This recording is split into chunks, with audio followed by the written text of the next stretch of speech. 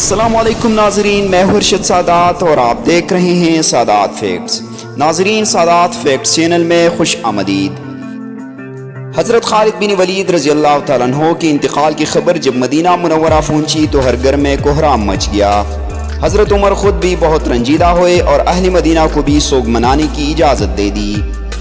جب حضرت خالد بن ولید کو قبر میں اتارا جا رہا تھا تو لوگوں نے یہ دیکھا کہ آپ رضی اللہ تعالیٰ عنہ کا گھوڑا اشکر جس پر بیٹھ کر اپنے تمام جنگیں لڑی وہ بھی آنسو بہا رہا تھا۔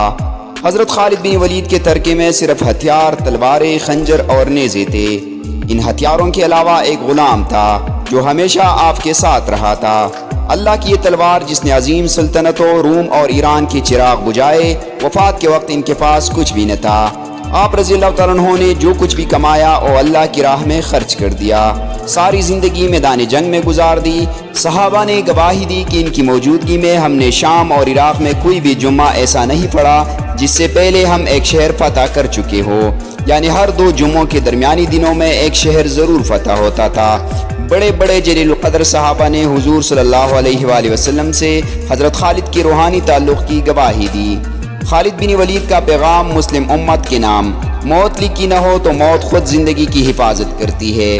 جب موت مقدر ہو تو زندگی دوڑتی ہوئی موت سے لپٹ جاتی ہے۔ زندگی سے زیادہ کوئی نہیں جی سکتا اور موت سے پہلے کوئی مر نہیں سکتا۔ دنیا کی بزدل کو میرا یہ پیغام پہنچا دو کہ اگر میدانی جہاد میں موت لکھی ہوتی تو اس خالد بن ولید کو موت بستر پر نہ آتی۔